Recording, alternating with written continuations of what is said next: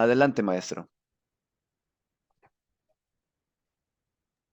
Muy buenos días a todos y muchísimas gracias por acompañarnos. Vamos a hablar el día de hoy acerca del panorama fiscal para el ejercicio 2024, que si bien nosotros no tenemos realmente reformas de impacto directo en materia contributiva, sí tenemos ciertos aspectos que tenemos que tomar la respectiva importancia, no tanto de preocuparnos, pero sí de ocuparnos. Adelante, por favor. Esta diapositiva la pongo para que lo tengan sobre la mesa.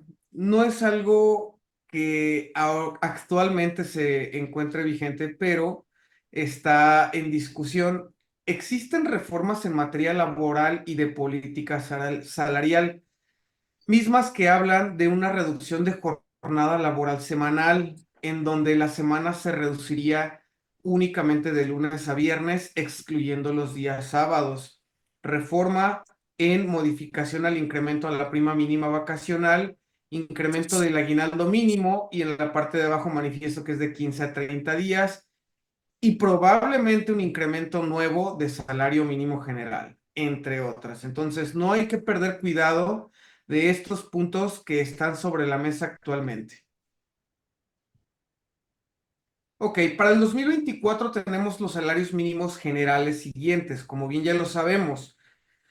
248.93 para zona, para todo lo que es el centro del país y región fronteriza 374.89.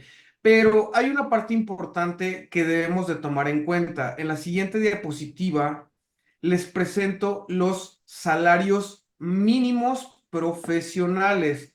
Les dejo una pequeña proyección de algunos en donde también les manifiesto el link donde ustedes los pueden consultar. Como ustedes pueden percatarse, aquí estamos teniendo los salarios mínimos profesionales que se deben de tener para, por ejemplo, albañilería, cajeros, cantineros, carpinteros, el sector construcción, todo lo que tenga que ver con este tipo de profesiones. Es importante tomar en cuenta que traen pequeñas variaciones en comparación con los salarios mínimos. Y estos existen porque para las autoridades, entiéndase, en materia de seguridad social, son los que realmente se deberían de estar pagando hoy por hoy a este tipo de profesiones. Adelante. La UMA 2024. Aquí les dejo por ahí el dato de UMA 2024, que para el presente año la diaria está en 108.57, la mensual en 3.300,53 y la anual en 39.606.36. Recordemos por favor que la UMA ha venido a sustituir a todo lo que en ley se manifieste como salario mínimo, hoy por hoy viene siendo la UMA con ciertas salvedades. Habrá que checar cada una a detalle. Adelante.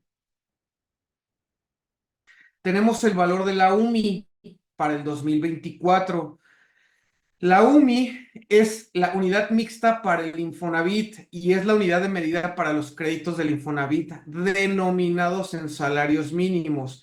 Para 2024, los créditos en salarios mínimos se actualizarán a una tasa del 4.66%, por lo que el valor de la UMI para este año será de 100.81 pesos diarios. Adelante. Ok, esta es una parte muy interesante que deben de tomar en cuenta. Para el cálculo de las cuotas obrero patronal, particularmente hablando de enfermedades y maternidad, la dividimos en tres segmentos: especie, gastos médicos pensionados y beneficiarios y en dinero. En todas traemos impacto directo. Por ejemplo, en especie, la base salarial tiene que ser con base en la UMA misma que se reformó, por ende, bueno, no se reformó, se incrementó y al haberse incrementado, pues va a impactar directo en tu cálculo de cuotas obrero patronal, así como en la diferencia entre el salario base de cotización y 3 veces la UMA.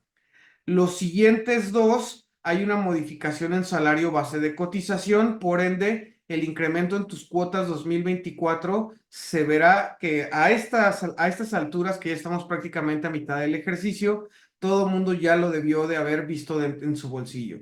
Continuamos, por favor. Aquí hay un importante punto al que yo quiero hacer hincapié. En el punto 2 estoy manifestando un incremento en la cuota patronal del seguro de cesantía en edad avanzada y vejez. Es del 3,150% al 11,875%. Esto va a ser de manera paulatina desde el 2023 y hasta el 2030, para que no perdamos de vista esa parte. Ok, en el punto 3 hago remembranza. En el 2023 tuvimos una reforma en materia de ley federal de trabajo, misma que se atribuye a las vacaciones. Aquí en la parte de abajo estoy dejándoles una pequeña tabla para el cálculo del factor de integración, misma que se atribuye a año vacaciones, factor vacaciones, prima, factor de prima vacacional, aguinaldo, factor de aguinaldo, la unidad y la fórmula de integración. Esta tabla les puede servir mucho para hacer el cálculo con prestaciones de ley. Recordemos que si tienes prestaciones superiores de ley, el factor de integración podrá variar. Entonces, haciendo atribución al comentario anterior, si se modificaron las vacaciones, por ende, en el factor de vacaciones, que es el que manifestamos en este apartado, hace que en automático nuestros factores, que todos aquellos trabajadores dados de alta el año pasado con prestaciones mínimas de ley ya estarán hoy por hoy en el 1,0507. Entonces, con la información mencionada anteriormente, más esta información, podemos atribuir a los incrementos en las cuotas obrero patronal. Continuamos, por favor.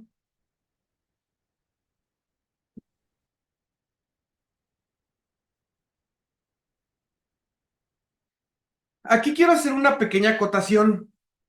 A diferencia que cuando tú te das de alta ante el Seguro Social, tú adquieres los derechos al momento de tu alta, pero para efectos de la Ley Federal del Trabajo, en materia de vacaciones, tú tienes derecho a tus vacaciones a partir de los 365 días trabajados. ¿Qué quiere decir con esto? Yo me doy de alta el 1 de enero, entonces hasta el siguiente año donde yo cumplo mis 365 días, a partir de ese momento yo tengo derecho a 12 días. Oye, pero ¿qué pasa si en este inter yo dejo de colaborar dentro de dicha empresa? Se hace un cálculo proporcional. Entonces, esta es la única parte en donde yo les dejo una tabla con las prestaciones mínimas de ley vigentes. Sin embargo, tomen en cuenta esto, que las vacaciones son a partir de estos días cumplidos. Ojo, vacaciones adelantadas es a criterio y política de cada empresa. Adelante. Aquí acabo de agregar a una diapositiva. Esta se dio a conocer el 1 de mayo del 2024, hace un par de días. ¿Por qué? Porque han habido cambios a lo largo del tiempo y actualizaciones en materia del artículo 96 de ISR, que nos habla de las tablas para personas físicas en materia de ISR por sueldos y salarios y asimilados a salarios. Pero desafortunadamente nosotros no hemos visto dichas actualizaciones en otros segmentos, como por ejemplo, díganme hoy por hoy el tope para la adquisición de un vehículo. ¿Cuántos años tiene en ley que no se ha reformado? Por hablarles de una cosa, los topes del artículo 28 de ISR, personas morales, la parte de viáticos, cuánto tienes derecho a gastar en comida, en hospedaje, en transporte. Tienen años que la ley no se ha modificado, pero sí modifican lo que le favorece a las autoridades. Bueno, derivado al último incremento salarial en donde ya hablamos de cuánto se incrementó para este año, pues en automático todos los trabajadores, todos perdían el derecho al subsidio. El subsidio, recordemos que está fundamentado en el artículo 10º transitorio de la Ley del Impuesto sobre la Renta. Y era una tabla muy parecida a la que tenemos en el 96, en donde hablaba de un límite inferior, límite superior y el importe de subsidio a otorgar. Bueno, hoy por hoy, el día 1 de mayo, se publicó en el Diario Oficial de la Federación un decreto que otorga un subsidio. Aquí puse un apartado de este decreto y particularmente hablamos del artículo 2º. Se otorga un subsidio para el empleo mensual a los trabajadores a que hace referencia el artículo 1 de este decreto. Y entre paréntesis les manifiesto, los trabajadores a que se refiere el artículo 94, primer párrafo y fracción primera, cuyos ingresos mensuales sirvan de base para calcular el impuesto correspondiente al mes de calendario que se trate y no excedan de 9,081 pesos. Y ya les pones ciertas salvedades. Hablamos de primas de antigüedad, retiro e indemnizaciones, así como otros pagos por separación.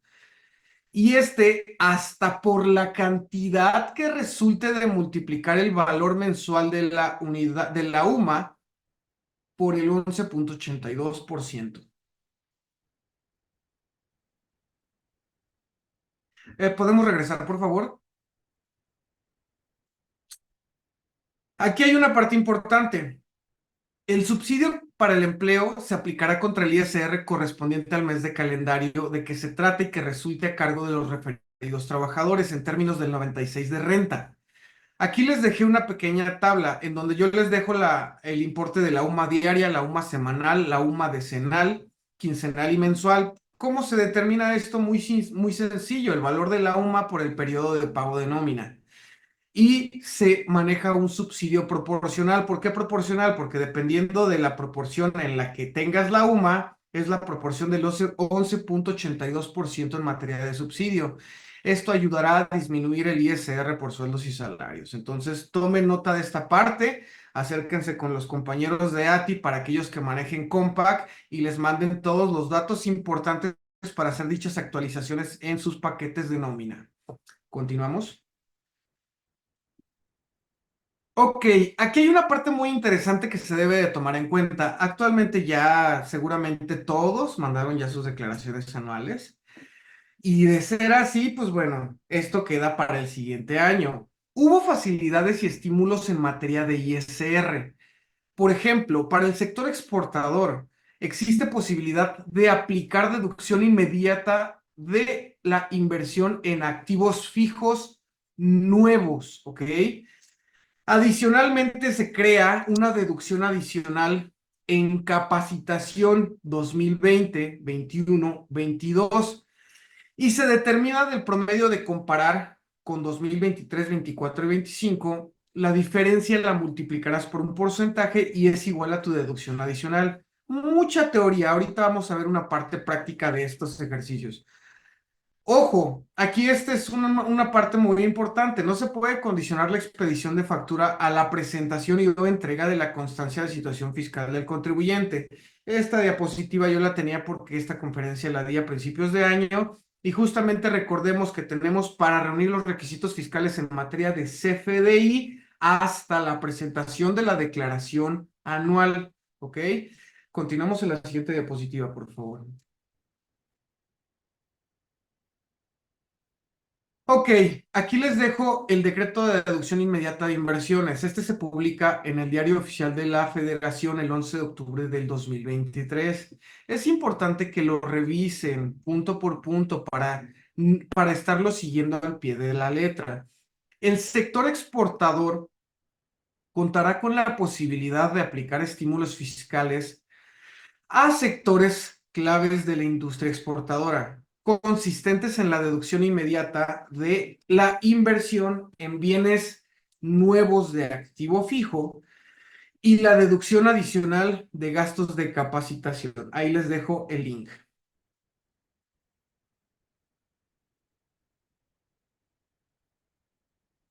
Estoy en esta diapositiva poniendo aquellos de los sectores más importantes, pero como dejo en la nota al final, insisto, hay que revisar el decreto para tener el detalle por cada uno de los conceptos. Los porcientos máximos autorizados por tipo de bien. Para el sector automotriz, 86%. Para el sector de aviones, aerofumigación agrícola, 86%. Equipo de cómputo y electrónico, 88%. 89% para dados, troqueles, moldes, matrices y herramental. 89% para maquinaria y equipo destinados a desarrollo de tecnología en el país. 56% fabricación de equipos médicos y de laboratorio, entre otros. 72% manufactura de productos químicos. 80% en montajes y sets de grabación, equipo cinematográfico y visual. 80% en la inversión de equipos de audiovisual, entre otros. Aquí les quiero hacer una pequeña sugerencia. ¿Cuándo debo de hacer uso de la deducción inmediata de inversiones y cuándo no? Este es un importante que más allá de, va de la mano la parte fiscal, pero también la parte financiera. Existen empresas en donde dicen, ¿sabes qué? Yo necesito por temas internos representar una utilidad financiera y una utilidad fiscal. Yo te preguntaría, ¿analizaste internamente tus estados financieros? ¿Qué te conviene? ¿Te conviene impactar directamente tu resultado en proporción a lo que te marca a partir del 29, 30, 31, 32, 33 y 34 de renta, que te habla de deducción de inversiones? ¿O te conviene aplicar una deducción inmediata de inversiones para bajar el pago de ISR anual? Cabe mencionar, la ley es muy puntual cuando dice, podrás aplicar, mas no deberás. Entonces, esto es una facilidad que ustedes pueden optar para el siguiente ejercicio. Adelante. Algunos de los requisitos en materia de deducción inmediata de inversiones aplica tanto para personas físicas como personas morales con actividades empresariales. Opción para aplicar en 2023 y 2024. Que sus ingresos de exportación cuando menos sean el 50% del total de sus ingresos. Activos fijos nuevos utilizados por primera vez en México. Deducción del estímulo fiscal en pagos provisionales. Y llevar un registro específico de aquellos activos en donde se esté haciendo la aplicación de la deducción inmediata. Ojo, no es aplicable tratándose de mobiliario y equipo de oficina, automóviles propulsados con motores de combustión interna, ni equipo de blindaje de automóviles.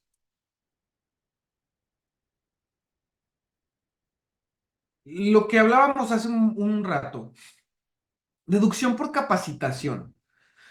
Los contribuyentes podrán aplicar en la declaración anual de los ejercicios fiscales de 2023, 24 y 25 un estímulo fiscal consistente en una deducción adicional equivalente al 25% del incremento en el gasto erogado por concepto de capacitación que reciba cada uno de sus trabajadores en el ejercicio de que se trate. Para estos efectos, el incremento será la diferencia positiva entre el gasto erogado por cada concepto y el gasto promedio que haya erogado el contribuyente durante los ejercicios fiscales de 2020, 21 y 22, promediándose incluso cuando en dichos ejercicios no se haya erogado gasto alguno por concepto de capacitación. Ojo con esa última parte. La capacitación a que se refiere este artículo será aquella que proporcione conocimientos técnicos o científicos vinculados con la actividad del contribuyente. Mi firma es una firma de contadores y abogados. Todos los cursos que ellos tomen en materia fiscal, en materia legal, todos los gastos que yo tenga por capacitación externa o todo lo inherente a esto, encuadra en esta deducción por capacitación. Entonces, proyecten esa parte en cada segmento de negocio de los que ustedes así tienen. Continuamos. Aquí les dejo un ejemplo de deducción por capacitación. La deducción inmediata que no se aplique en el ejercicio que se origine el gasto se perderá el derecho de usarla en ejercicios posteriores. Aquí hay tres puntos importantes a considerar.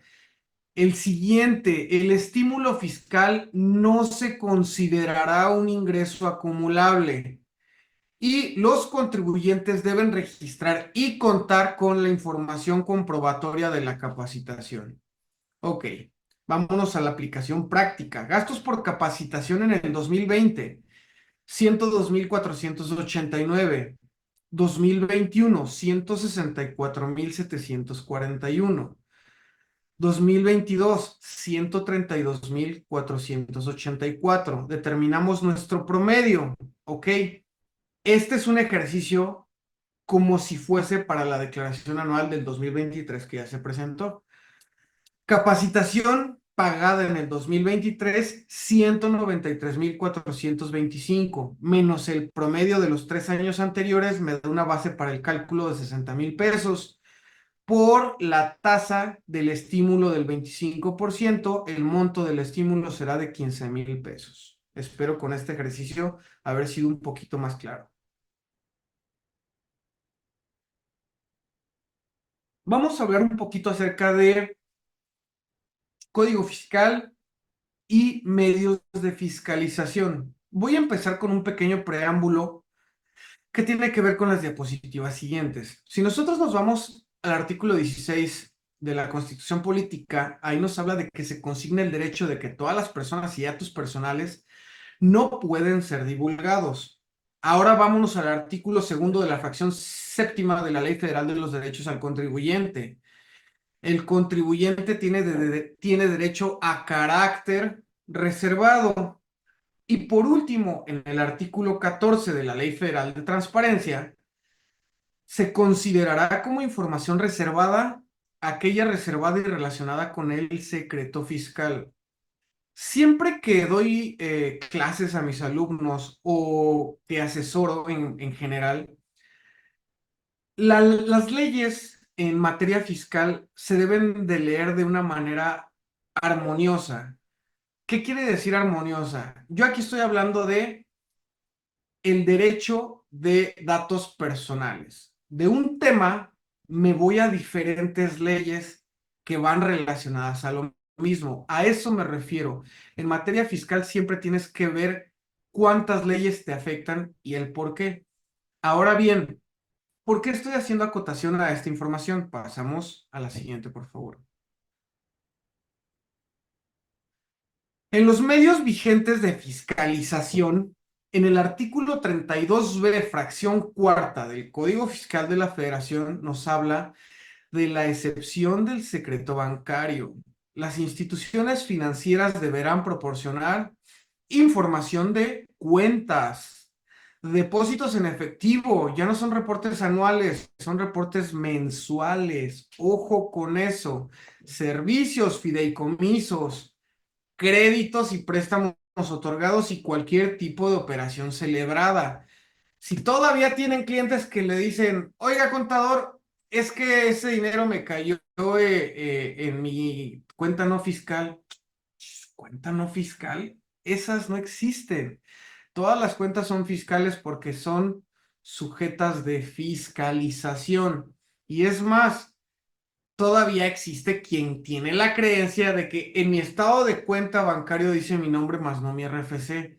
Se te puede vincular por tu nombre, se te puede vincular por tu RFC, por tu correo electrónico, por tu número de teléfono, por tu domicilio.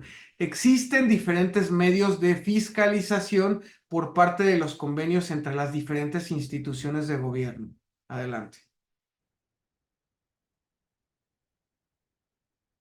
Excepción al secreto fiscal. Me imagino que de los aquí presentes hemos hablado o nos ha pasado que llegue el INEGI a pedirnos información de nuestra empresa en materia fiscal, nuestra declaración anual, los ingresos, las deducciones y mil cosas más. Bueno, con clientes me ha pasado de, oye, pero es que esta información genera un recelo, se va a dar información al SAT, etc. No, esta información es una excepción al secreto fiscal con base en el artículo 69 del Código Fiscal de la Federación, particularmente en sus párrafos 9, 10 y 12. y es la información proporcionada al INEGI, que es para fines estadísticos. Entonces, pierdan cuidado a esto y pongan cuidado a lo anterior. Adelante, por favor. Aquí voy a dejar unos pequeños puntos importantes acerca de obligaciones fiscales olvidadas, pero vigentes. La más importante, y la pongo como número uno, artículo 28, fracción cuarta del Código Fiscal de la Federación, contabilidad electrónica, excepto Recico, y bueno, también en su caso RIF, pero no lo menciono, y entre otros que te marca resolución miscelánea fiscal. Hay que ver las excepciones. Hoy por hoy sabemos que si nosotros descargamos el cumplimiento de obligaciones, ¿podemos regresar, por favor? Hoy por hoy sabemos que si nosotros descargamos el cumplimiento de obligaciones fiscales, en nuestro cumplimiento no nos marca los adeudos de contabilidad electrónica. Todo mundo, y me incluyo, estamos muy tranquilos en el envío de la contabilidad electrónica. Pero vamos a pasar saliva literalmente en el momento que la autoridad decida mandar un comunicado de que no estará vigente el cumplimiento de obligaciones fiscales por un periodo de 2 días, 3 días, y a ver qué va a actualizar ahora. Porque en el momento que se actualice y empiece a manifestar el no envío de la contabilidad electrónica, vamos a tener un problema. Entonces, ojo con esta parte. Hay que delimitar qué contribuyentes están obligados. Hay que delimitar desde qué periodo tenemos la obligación. ¿Y a qué me refiero con que desde qué periodo? Pues por lo menos lo que marca Código Fiscal de la Federación, lo que le faculta a la autoridad revisar, que son 5 años para acá. ¿Ok? Entonces, ojo con esa parte. Aquí dejo un colado, artículo 32, fracción octava de la ley de IVA, que es la DIOT, exceptuando reciclo y exceptuando también RIF, que no menciono, porque bueno, el RIF ya pasa a ser harina de otro costal, porque pues ya no está dentro de la ley, pero todavía existen contribuyentes de esta. Ok, otra parte bien importante.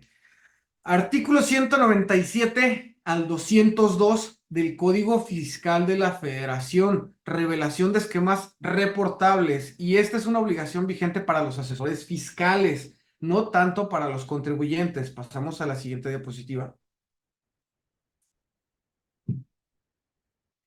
La revelación de esquemas reportables. Si eres un asesor fiscal que a partir del año 2020 diseñó, comercializó, organizó, implementó o administró algún esquema reportable o lo puso a disposición de un tercero la totalidad de un esquema, estás obligado a revelar dichos esquemas reportables a partir del 1 de enero del 2021. Esta es una norma sustantiva, ¿ok? Y al ser una norma sustantiva puede ir a puede afectar ejercicios anteriores sin violentar los derechos de la autoridad o del contribuyente. ¿Qué quiere decir esto? Que si tú utilizaste, perdonen, o aplicaste algún esquema reportable que haya tenido impacto en ejercicios anteriores a su creación, pero también en posteriores, estás obligado a presentarlo. En el primer párrafo te habla de asesor fiscal. En el segundo, si eres un contribuyente que, y misma temática, ¿ok? Entonces estás obligado a revelar dichos esquemas reportables. Cuando envías declaraciones anuales, te pregunta si vas a revelar alguno de estos. Entonces, cuidado con esta información. Adelante. Obligaciones fiscales olvidadas pero vigentes. Ahí les dejo los fundamentos. Igual, Código Fiscal de la Federación en materia de información sobre la realización de operaciones relevantes. ¿Qué se consideran operaciones relevantes? Anexo 1, 2, 3, 4 y 5. Operaciones financieras, operaciones con partes relacionadas, participación en el capital y residencia fiscal, reorganización y reestructuras, así como otras operaciones relevantes. No perder cuidado, artículos 31 y 31A, Código Fiscal de la Federación, correlacionado con la forma oficial 76 para operaciones relevantes. Continuamos.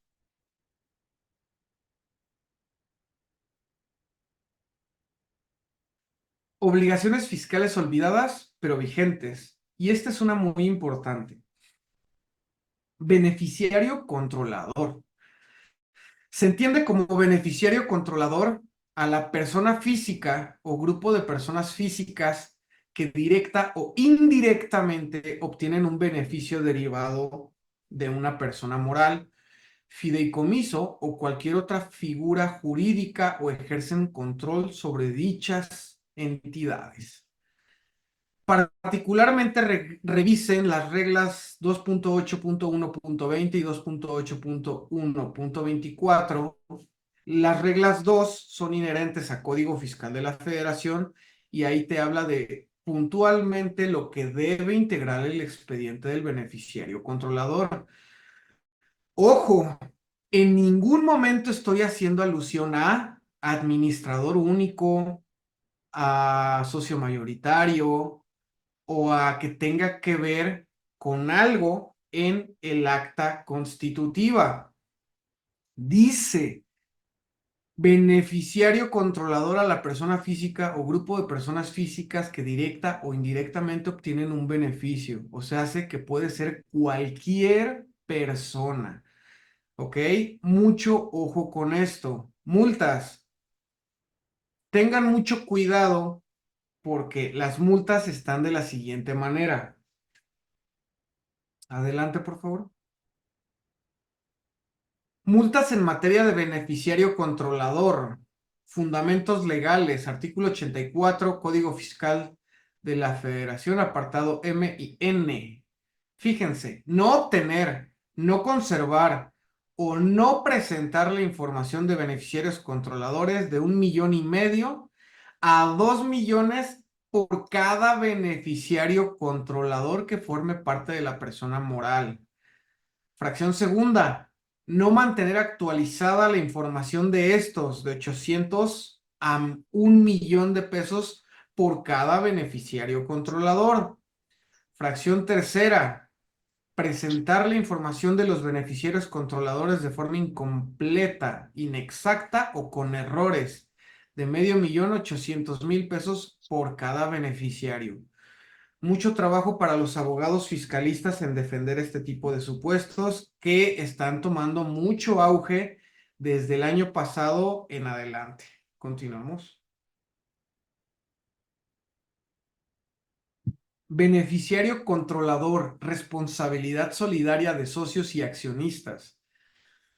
Respecto de las contribuciones que se hubieran causado en relación con las actividades realizadas por la sociedad, cuando se tenga la calidad en parte de interés fiscal que no alcance a ser garantizada por los bienes de la misma, o sea, por los bienes de la sociedad, sin que la responsabilidad exceda de la participación, o sea, del porcentaje accionario que tenga en el capital social durante el periodo o la fecha de que se trate. Cuando dicha persona moral incurra en cualquiera de los siguientes supuestos: no solicite su inscripción en el RFC, cambie su domicilio sin presentar el aviso correspondiente, no lleve la contabilidad, la oculte o la destruya. Por ejemplo, muchas empresas japonesas cada cierto periodo de tiempo tienen cambios de directivos que vienen de Japón. Entonces, cada que sucede eso, ellos están obligados a hacer una actualización de este tema. Y muchas empresas no están tomando el auge necesario y la importancia objetiva en materia de beneficiario controlador. Adelante.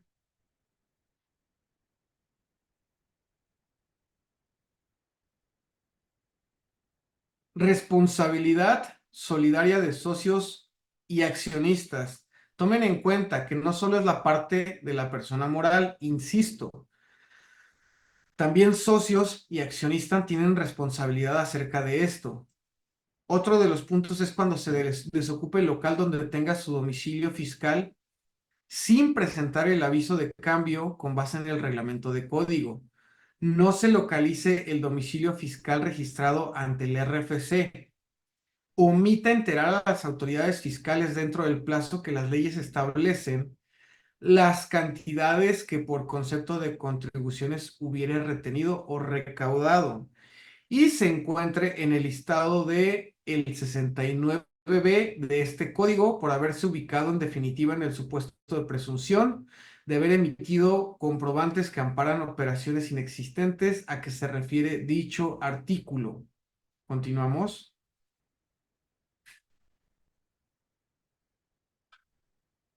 Información sobre el socio controlador. Aquí les pongo ciertos puntos de la información que se debe de recabar. Primero, tipo de modificación de la participación o control en la persona moral, fideicomiso o cualquier otra figura jurídica. Aquí les voy a decir en dónde encuadrar cualquier otra figura jurídica, fideicomiso, persona moral. Si ustedes quieren buscar la definición en materia de ISR, la van a encontrar en dos supuestos. El primero va a ser en materia de ISR en el artículo 7 y el segundo en el artículo primero de la Ley General de Sociedades Mercantiles. Entonces, adicionalmente también hablamos de lo que son los fideicomisos, entonces tengan cuidado con este tipo de sociedades. Siguiente punto, fecha de terminación de la participación o del control en la persona moral. Regresamos, por favor. Y en los casos de cadena de titularidad o cadena de control, a la que se refiere la regla 2.8.1.20, se contará o se deberá contar con la siguiente información. Por favor, continuamos.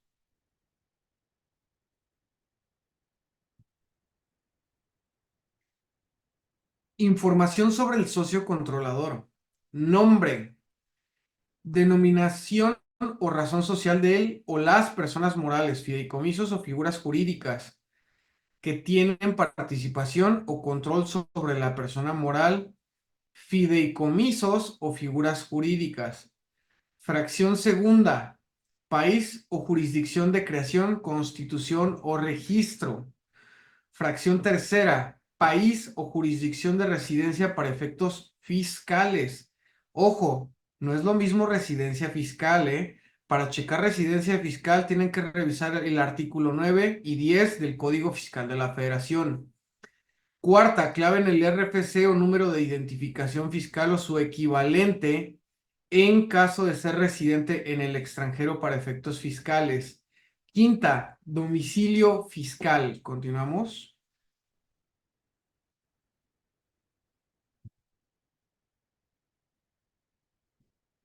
Si no hubo reformas, ¿cómo se fiscalizará? Desde hace un par de años, el SAT publica en su página algo que para ellos les llama como el famoso plan maestro. Bueno, para este año no fue la excepción y vamos a ver puntos importantes acerca de este. Adelante.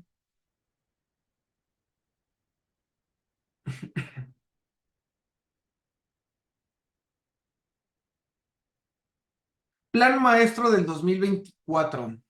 No se imaginan la cantidad de incremento en recaudación por invitaciones y exhortos y revisiones profundas electrónicas y visitas domiciliarias que ha hecho el SAT.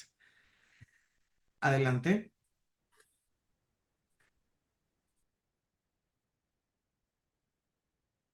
Continuamos, por favor.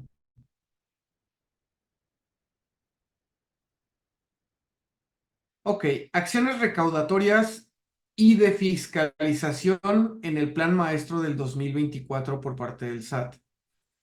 Focalización de contribuyentes con créditos fiscales por potenciales de cobro. Acciones persuasivas para el cobro de créditos fiscales. Incremento en las acciones de cobro a contribuyentes con adeudos fiscales no garantizados. Coordinaciones entre entidades federativas para incrementar las auditorías, operativos, fiscalización y cobro de adeudos. Restricción de certificados de sellos digitales a contribuyentes con operaciones simuladas.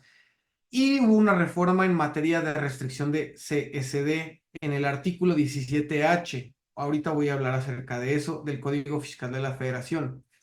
Siguiente, seguimiento a los contribuyentes que incumplen con los plazos en el pago de sus obligaciones fiscales. Continuamos.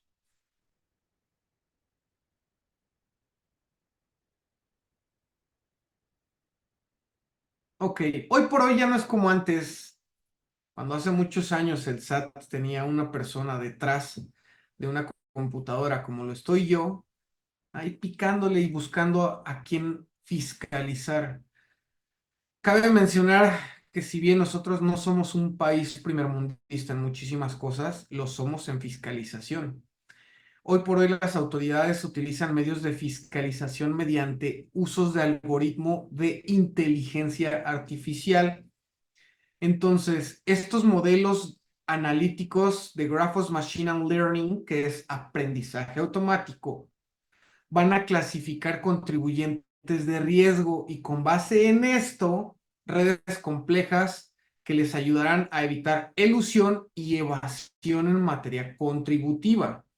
Se focalizarán en actividades vulnerables, aplicaciones improcedentes de saldos a favor de IVA, impuestos de comercio exterior, impuestos internos, mercados de combustibles, operaciones simuladas, simulación de pensiones, tercerización de pago de nóminas, que hoy por hoy eso ya está regularizado y se le conoce como REPSE. Adelante.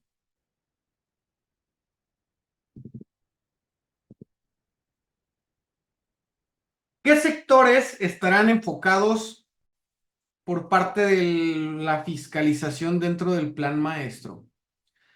Automotriz, bebidas alcohólicas y de cigarros, comercios mayoristas y minoristas, construcción, electrónicos, entretenimiento y espectáculos, farmacéuticos, hidrocarburos, hotelería y alojamiento, logística y transporte, metalúrgico, paquetería y mensajería, plataformas, publicidad, seguros y servicios financieros, servicios inmobiliarios, servicios privados de educación y privados de salud. Pues prácticamente todos. Adelante. Los principales conceptos y conductas objeto de fiscalización serán planes privados de pensiones asimilados a salarios, subcontratación y reciclo para evadir el correcto pago de nómina. Reestructuras corporativas, entiéndase por fusiones o escisiones y reestructuras internacionales. Enajenaciones de acciones y otros intangibles. Aplicación indebida de saldos a favor, IVA de operaciones a tasa cero, IVA no objeto. Ojo con el IVA no objeto, tiene su particularidad. Hago ahí una acotación y lean por ahí el artículo 4A en materia de IVA y el IVA de importaciones. ISR, pérdidas y estímulos fiscales, así como de regímenes preferentes, o sea, se refipres. IEPS, acreditamientos de IEPS. Continuamos.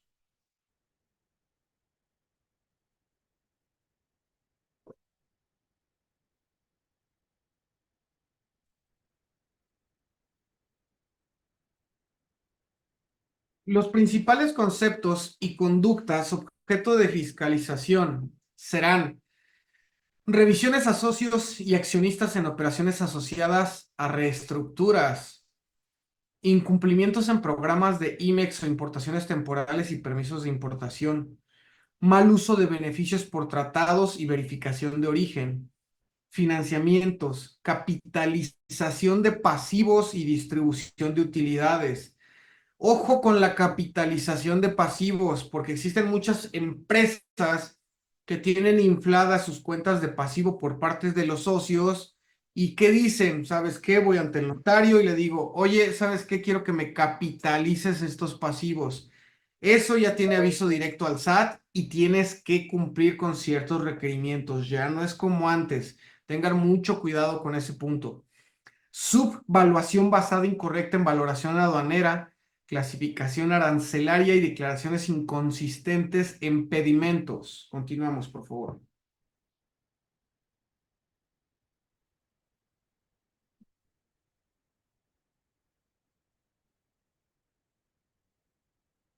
Revisión esquemas de fideicomisos y empresas de intermediación crediticia. Seguimiento al cumplimiento de obligaciones de control de controles volumétricos. Revisión a plataformas tecnológicas de comercio y cobros electrónicos. fortalecimiento a revisiones de operaciones de comercio exterior y operaciones de combate al contrabando. Por favor. Principales afectaciones de la inteligencia artificial en el Plan Maestro 2024. Ingresos acumulables. No se acumuló la totalidad de ingresos. Ejemplo, que tu declaración anual tengas un total de ingresos acumulados por 1 millón de pesos, pero en tus CFDIs tengas 1.200.000 pesos. Te va a llegar una carta de invitación por esas diferencias. Entonces hay que tener mucho cuidado, ¿ok? Diferencias en materia de IVA. IVA que no se puede acreditar en DIOT o no se enteró.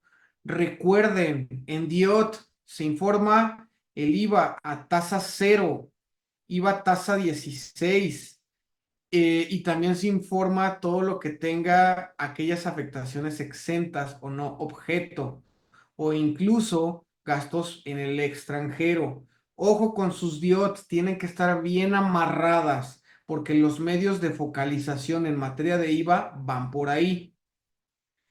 Impuestos retenidos por sueldos y salarios. Se retuvo y no se enteró el ISR. Todo el mundo ya debe de estar recibiendo esos avisos de buzón, de reintegra el ISR por sueldos y salarios. Se calculó de manera incorrecta la retención de ISR. Esto pasa con fechas de timbrado versus fechas de pago. Suele pasar a fin de mes, en donde a fin de mes, sabes que yo timbro mi nómina hoy 31, pero mi pago queda mañana. Entonces, para efectos del SAT, te lee los algoritmos del periodo de timbrado y si tú no manifiestas correctamente que tu fecha de pago, cuándo fue, te empiezan a botar diferencias por este lado. Continuamos, por favor.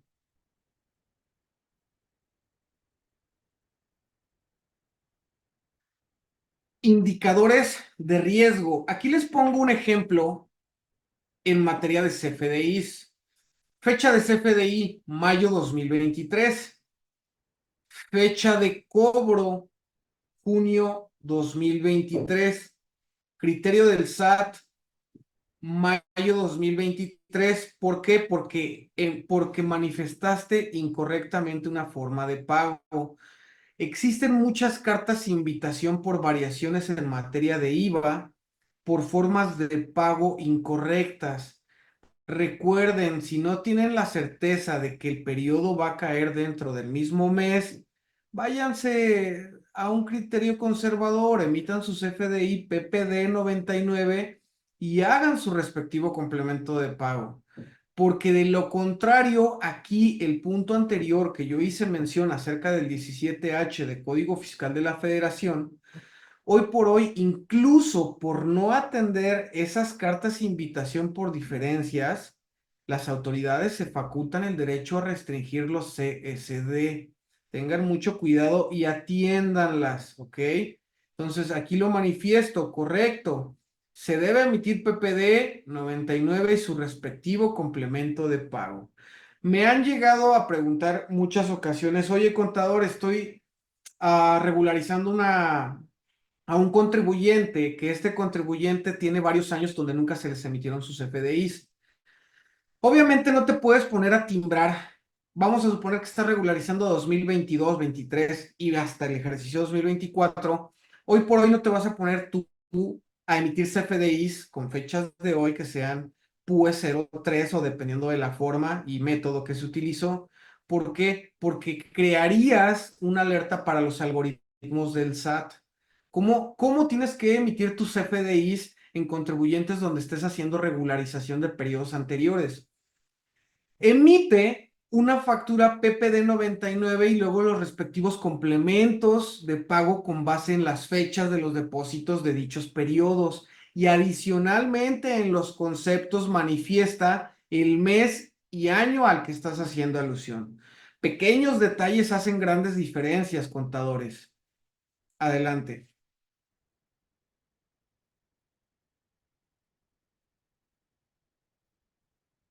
Ok, Esto, pues bueno, aquí les pongo un ejemplo de las cartas de invitación. Está llegando. Misma temática, fecha de timbrado, fecha de pago, timbrados extemporáneos. ¿Qué te dice el SAT? ¿Sabes qué? Tengo una diferencia de ISR en noviembre de 2023 por un timbrado extemporáneo en donde me hiciste una afectación a un periodo anterior. Ojo con esos timbrados extemporáneos de correcciones. Si hay diferencias por pagar, presenten su respectiva declaración complementaria y cúmplanlo, porque también el SAT parece que literal la IA se espera los últimos días de los 5 años que tienen para revisarte y te manda de ejercicios anteriores. Entonces, mi comentario es atiéndanlo, métanse a la parte de mi portal, aclaración y pongan, se revisó tal correo, me envían el screen, se cumplen con todos los apartados y criterios normativos vigentes en materia fiscal. Vámonos. O si la aplicación y el aviso por parte del SAT es correcto, pues corríjanse. Al final del día, recordemos que existe lo que es la autocorrección de manera extemporánea. Hay aquí algunos comentarios, me voy a tomar 2 minutos en leerlos para ver si hay alguno importante. Y me va a llevar al... Aquí de Manuel Mesa, las personas físicas con actividad empresarial y profesional. Tenía entendido que no está obligado a la contabilidad electrónica, pero con esto que mencionas sí aplica. Ojo, Manuel, existe personas físicas con actividades empresariales hasta un tope de ingresos. Habría que revisar, por favor, resolución miscelánea fiscal a 2024 y revisar el importe de los ingresos. Personas, otro, por ejemplo, de arrendamiento, tampoco se envía contabilidad electrónica. Hay ciertos supuestos en los que sí y en los que no, y está topado al importe de los ingresos. Te diría una cantidad errónea, debe estar por ahí entre los 2 o 3 millones, no recuerdo exactamente, pero hay que revisar resolución miscelánea fiscal. ¿Podrán compartir la grabación? Bueno, ese es otro tema. Ok, vuelvo a la presentación. Continuamos.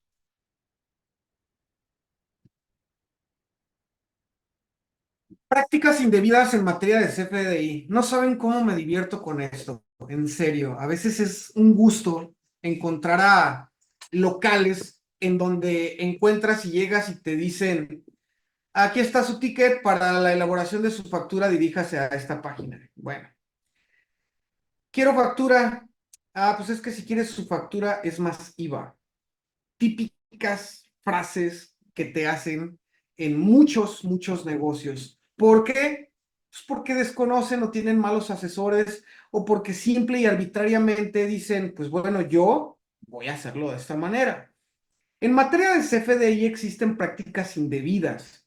Por ejemplo, solicitar información adicional a la requerida para elaborar un CFDI.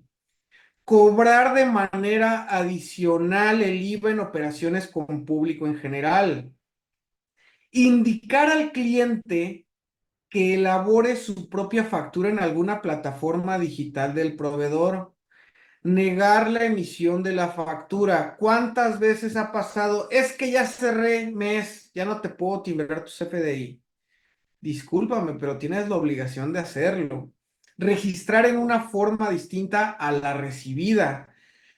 No emitir la factura por cobros en efectivo. No emitir factura cuando se reciben anticipos de clientes.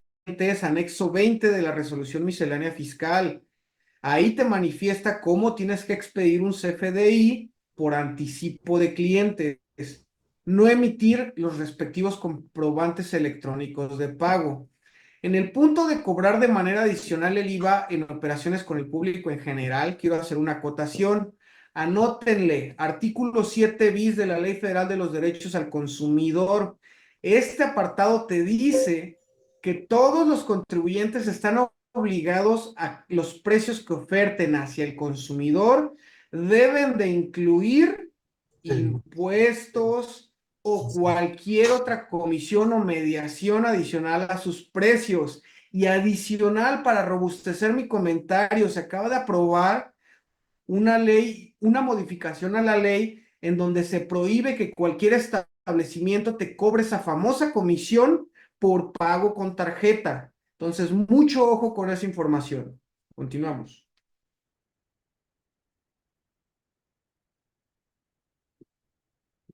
Prácticamente aquí les dejo el publicado por parte, sí, correcto, la publicación por parte del SAT de las malas prácticas identificadas.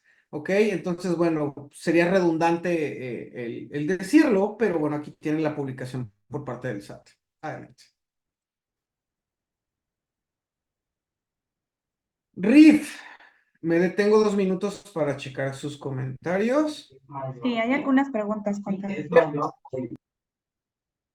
Dice Yasmín Aguilar, ¿qué pasa si no facturé algunos ingresos de 2022, pero tengo una invitación por parte del SAT y tenías tus sellos vencidos? Bueno, aquí la parte que yo te pudiese recomendar, Yasmín, es si tienes actualmente tanto tu fiel, pues bueno, genera unos nuevos certificados y cuando vayas a hacer la actualización de tus ingresos de 2022, hazlo de la manera que yo te manifesté.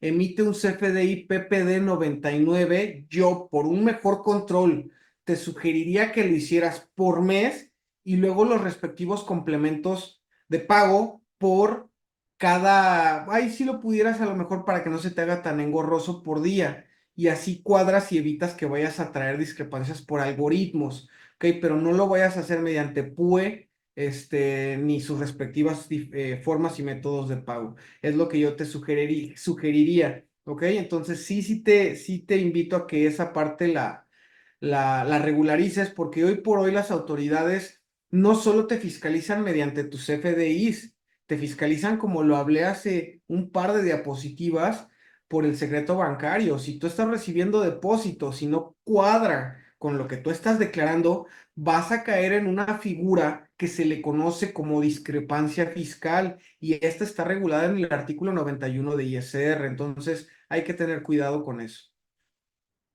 Ok, vámonos a esta parte que es muy interesante. RIF desde su creación en 2014. Hay que darle una calurosa despedida porque este sería el último año.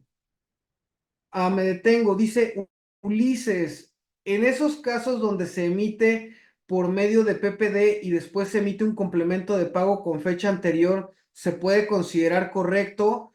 Pues no se puede considerar incorrecto, ¿sabes? Porque al final del día, si tú lo haces haciendo, o sea, manifestando PUE y sus diferentes formas y métodos, lo que va a pasar es que le vas a crear al SAT una diferencia de ingresos vigentes de periodos actuales versus periodos anteriores. Entonces, realmente, si tú te checas el anexo 20 de la resolución miscelánea fiscal que te habla de todo lo que tiene que ver con el CFDI 4.0, no hay como tal una prohibición. Entonces, esa es la mejor manera en la que tú pudieras regularizar tu situación en materia de ejercicios fiscales anteriores. Continuamos en diapositivas, por favor. De nada, Ulises. Ok, vamos a tener aquí un pequeño antecedente en materia de RIF. El RIF se crea en 2014, ¿ok? Pero ¿por qué vuelvo a manifestar 2014? Bueno, este es un pequeño dato, una pequeña tabla informativa del número de contribuyentes en materia de RIF desde su creación. Ok, vámonos a la siguiente diapositiva, por favor.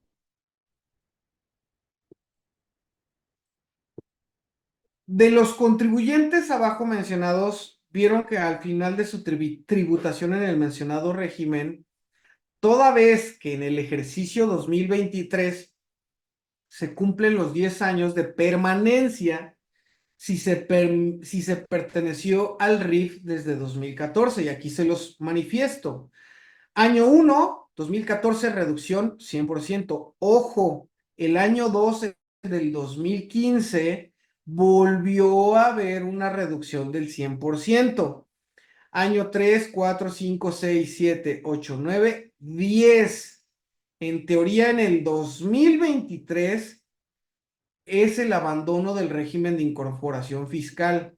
Pero vamos a la siguiente diapositiva. Decreto emitido El 11 de marzo del 2015, vean hasta dónde me estoy yendo. Segundo párrafo del artículo primero establece a la letra los contribuyentes a que se refiere el párrafo anterior, o sea, quienes en 2014 optaron por tributar en el RIF, considerarán como primer año de tributación el segundo año en el que apliquen el 100% de reducción. O sea, 2014 fue reducción 100%, 2015 volvió a ser del 100%, entonces a partir del segundo año comienza a ser mi primer año.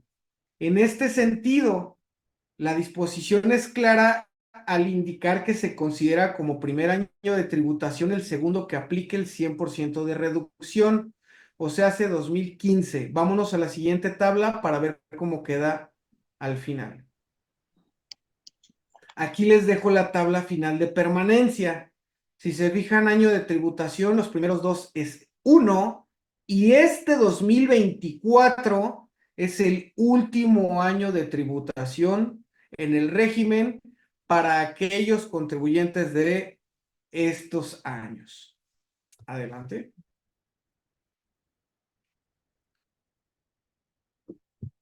Bueno, creo que abarqué los temas principales en materia en materia laboral, de seguridad social, abarcamos un poquito de puntos en materia de ISR, de código y de este dato importante que para mí cabía mencionar acerca del RIF, porque existen todavía contribuyentes de RIF. Si bien la ley se reforma y me deroga ciertos artículos de donde se hablaba de estos supuestos, pues bueno, hay que tomarlos en cuenta. De mi parte, pues es todo. Espero hayan sacado información que les sea útil y pues para mí es un placer estar a su servicio.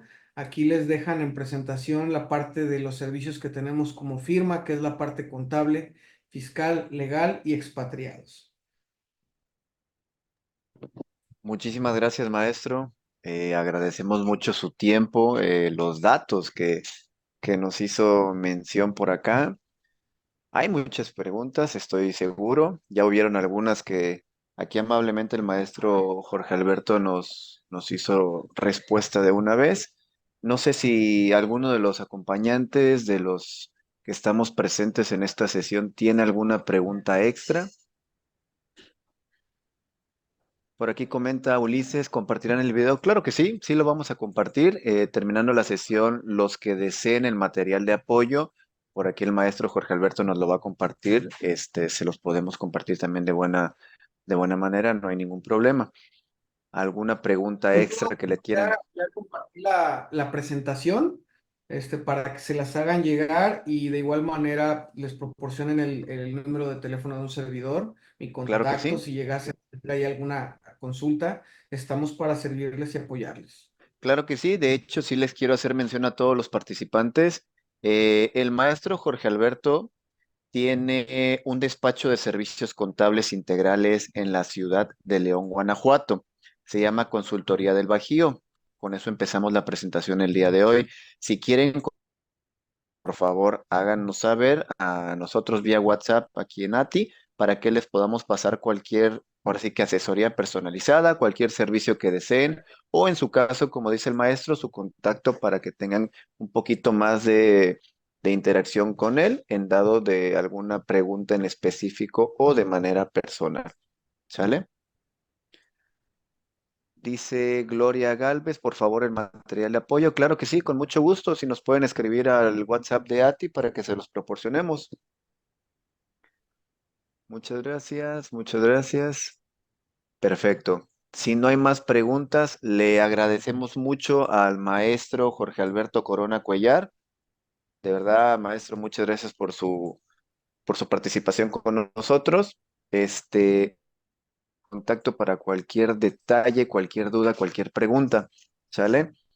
Nada más igual a todos nuestros participantes que se encuentran el día de hoy, comentarles que la Semana del Contador continúa, ¿sí? La Semana del Contador continúa y tenemos una cartelera pues bastante amplia para terminar el día de mañana jueves y el día viernes. Lo vamos a compartir por acá para que lo podamos observar. Por ahí les dejé el correo electrónico de un servidor. De igual manera, yo también les puedo apoyar en hacerles llegar mi presentación vía correo electrónico. Con todo gusto, mándenme un correo y estamos para apoyarles. Gracias a todos por Perfecto. su atención. Y si no hay ninguna pregunta, pues quedamos a la orden. Muchísimas gracias, maestro. Muchísimas gracias. Hasta pronto. Que tengan una excelente tarde. Nos vemos el día de mañana en nuestra próxima sesión y les vamos a estar haciendo llegar la invitación, el material. Aquí el maestro nos dejó su correo con toda la disponibilidad y disposición de poder trabajar o dudas que puedan surgir, lo pueden contactar directamente. Y la intención es esa, poderles ofrecer servicios de calidad y que puedan tener la confianza con quien trabajar, ¿no? Entonces, por aquí dejamos los datos, la invitación del día de mañana con el contador Teodoro, equilibrio, no todo es contabilidad e impuestos. Hacemos esta semana con toda la intención de que ustedes puedan tener contenido de valor, puedan tener material en el área contable, fiscal, y bueno, eso es lo que busca ATI Asesores con sus socios de negocio. Por acá dicen que ya tenían una duda, pero encontré el Adelante, chat. Felipe. Si gusta, puede hacer la pregunta, todavía Ok. está aquí con nosotros el Hola, maestro. buenas tardes. ¿Sí me escuchan o no? Buenas tardes. Sí, claro. Oiga, fíjese, mire, no tocó el tema, pero no sé si pueda tocarlo, ¿verdad? Acerca de el prellenado de la información en las declaraciones provisionales de IVA. Por ejemplo, ese es un cambio que nos tocó ahorita a partir de enero. ¿Usted cómo lo ve? O sea, o sea, ¿es recomendable o no modificar lo que ya está precargado? Muy buena pregunta y qué bueno que haces ese comentario. Tienes toda la razón. No tomé tanto hincapié en esa modificación. Yo te sugeriría que no necesariamente la información precargada que tiene el SAT es la correcta, ¿ok? Si por tiempos ahora sí que por tiempos necesitas hacer la presentación, al final del día yo te sugeriría, y si te permite hacer la modificación, mándala correctamente. Pasa que al par de días la plataforma o el aplicativo del SAT te permito, se actualiza y te deja manipular, perdón, el prellenado. Pero realmente yo sí te sugeriría, porque ahí tiene otros apartados en donde llegar a otras cantidades a cargo o a otras cantidades a favor. Ahí haz los respectivos ajustes en lo que el SAT hace la actualización a su plataforma y nos permite hacer el correcto prellenado. Esa es muy buena pregunta. Paga lo que es y mi sugerencia es utiliza estas dos partidas para manifestar lo que es, ¿sabes? Ok, gracias. Ah, pero perdón, ya ve que los pagos en efectivo, por ejemplo, los que se puedan hacer deducibles menores a 2,000 pesos, no aparecen en el prellenado, o sea, te los omite porque no es bancarizado.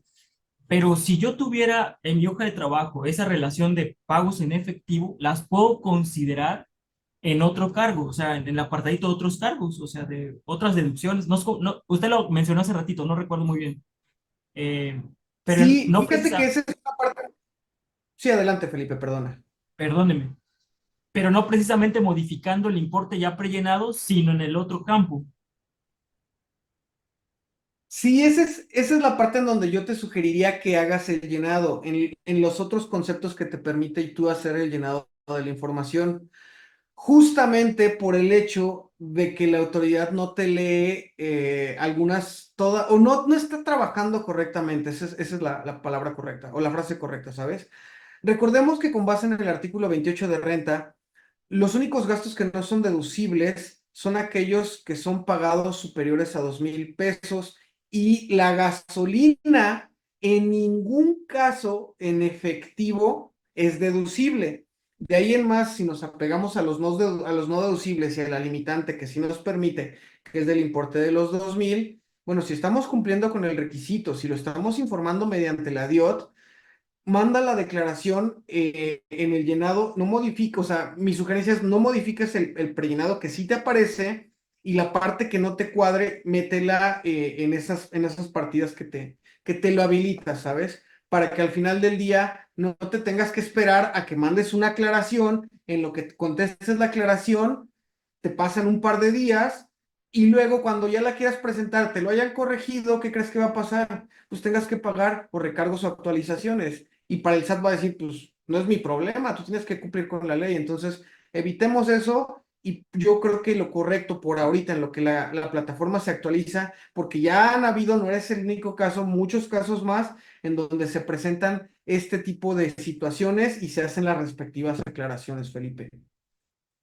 Ah, muy bien, muchas gracias. Y así me evito una carta de diferencias, ¿no? En cuestiones de IVA. Muchas gracias. Exacta. Es un Ok, placer, muchas Felipe. gracias.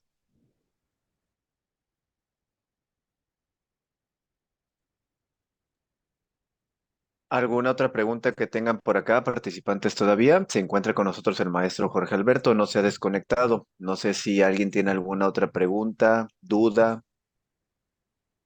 Con mucho gusto pueden abrir sus micrófonos o bien a través de la mensajería.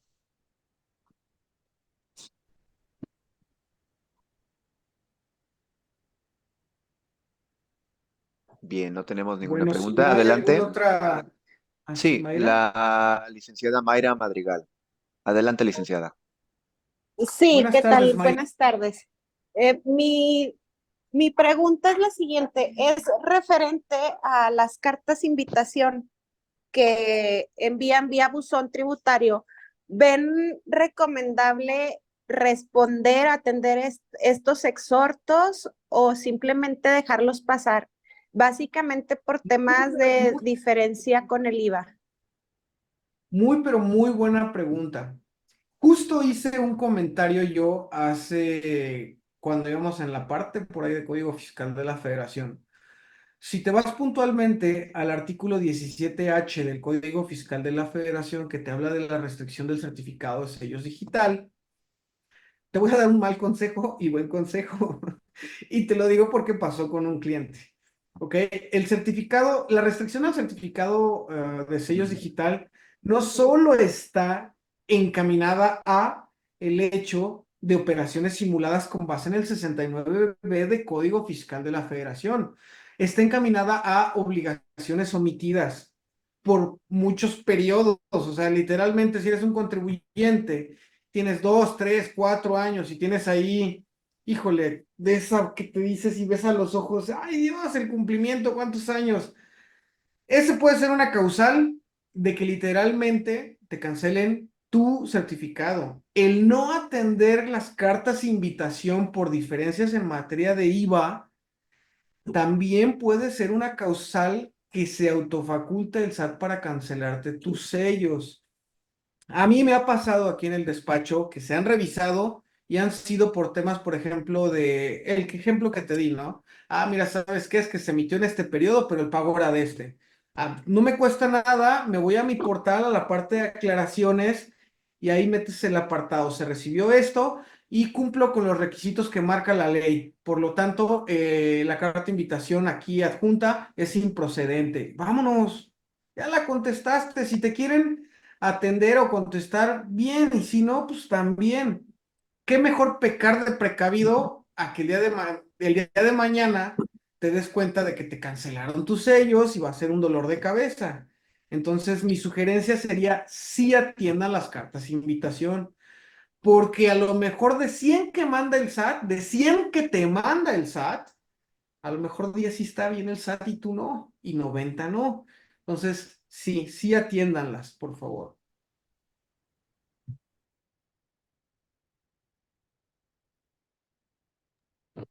Muchas gracias, maestro. ¿Algún participante más que tenga alguna pregunta para el maestro Jorge Alberto?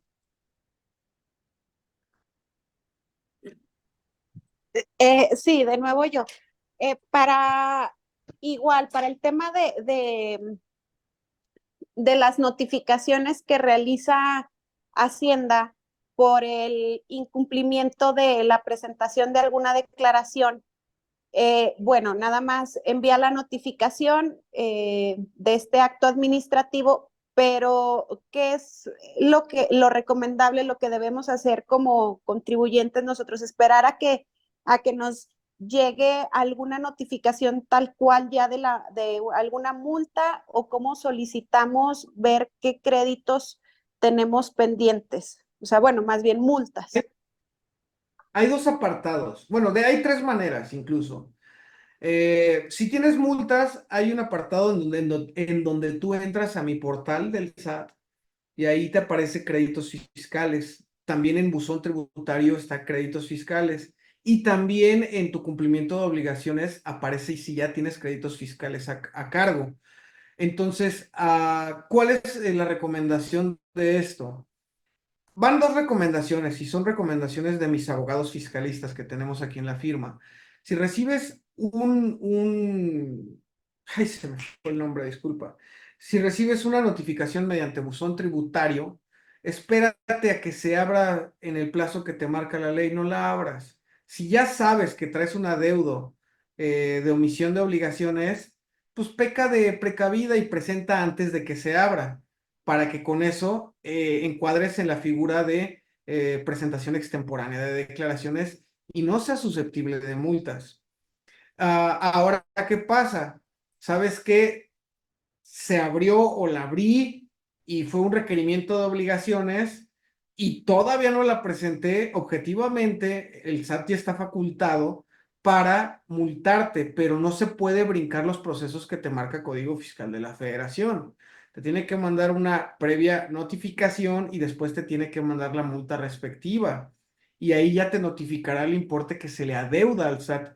No es como otras autoridades, como por ejemplo el IMSS, que de repente te metes al escritorio virtual y dices, ah, caray, ¿en qué momento te debía tanto y cuándo me lo notificaste? Por lo menos el SAT sí respeta un poquito esa parte. Entonces, no peques de omitir checar estos tres medios de comunicación, pero sí trata de ser precavida en que cuando recibas una notificación en buzón tributario, descarga cumplimiento de obligaciones fiscales, checa si debes alguna, checa que vayas en corriente en tus obligaciones, de que no debas nada, estén presentadas, perdona, checa que también estén pagadas, porque mucho ojo, si tú presentaste, abriste la notificación, te requirieron, pero no pagaste, quiere decir que es procedente una multa. Es presentación y pago, no solo presentación. Y hablo de aquellas declaraciones que sean inherentes a saldos a cargo a favor de la autoridad. Espero con esto haberte contestado, Mayra. Sí, muchas gracias. Precisamente ese es el detalle. Por problemas de liquidez, no se pagó la declaración. Estoy consciente que aplica la multa porque únicamente se hizo la presentación, más no el pago de la declaración. En este caso, tengo que esperar también la notificación de la multa, ¿verdad? Tienes que esperar la notificación de la multa y checa si eres susceptible de solicitar una condonación. Entonces, también esa es la otra parte. Antes de meterte en temas de defensa fiscal o cosas por el estilo, hay ciertas multas, ciertos importes que puedes solicitar la condonación. Nada más sería checar que cumplas con los requisitos y pues solicitar. Esta notificación del acto administrativo, nada más del acto administrativo por la omisión de la declaración, fue hace 2 años. ¿Tiene algún plazo la autoridad para notificarme multas? Sí, claro, cuenta hasta con 5 años. ¿Y sabes qué es lo peor? Que a veces esperan hasta el quinto año para que te apliquen accesorios y sea más cuantiosa. Pero pues desafortunadamente ese es el plazo establecido por Código Fiscal de la Federación, 5 años. De acuerdo. En el caso de la multa, bueno, ya no aplicaría accesorios, ¿no? Bueno, sí, correcto. En el caso de la multa, como ya pagaste la parte de los impuestos, pues ya nada más sería la multa por la omisión. Usualmente estas multas están como entre los 3,000 pesos, 3,500 por impuesto. No son tan cuantiosas, pero pues bueno, desafortunadamente quedamos a la incertidumbre de si nos van a multar o no, porque ya hay un requerimiento, y si ya hay un requerimiento y el requerimiento procedió, entonces pues eres susceptible de multa. Y pues ya nada más sería pues en el tema de la multa. Muy bien, muchas gracias. De nada, Lick. Muy bien. ¿Alguna otra duda? Si no, en este caso, vamos a proceder a cerrar la sala, terminar con la sesión del día de hoy. Una vez más, agradecer la participación del maestro Jorge Alberto Corona, que muy amablemente el día de hoy se presentó con nosotros para un tema bastante importante, la verdad. Y pues bueno, no tenemos más preguntas. Maestro, muchísimas gracias por su atención y por el tiempo. Gracias a todos, que tengan un excelente día. Excelente día, Hasta luego, maestro. Hasta muchas luego. gracias. Que tengan buena tarde a todos los participantes. Nos vemos el día de mañana por si se quieren inscribir a la sesión. Escríbanos vía WhatsApp, por favor, o bien comuníquense con nosotros a los teléfonos de ATI. Gracias. Ordenadora, pues.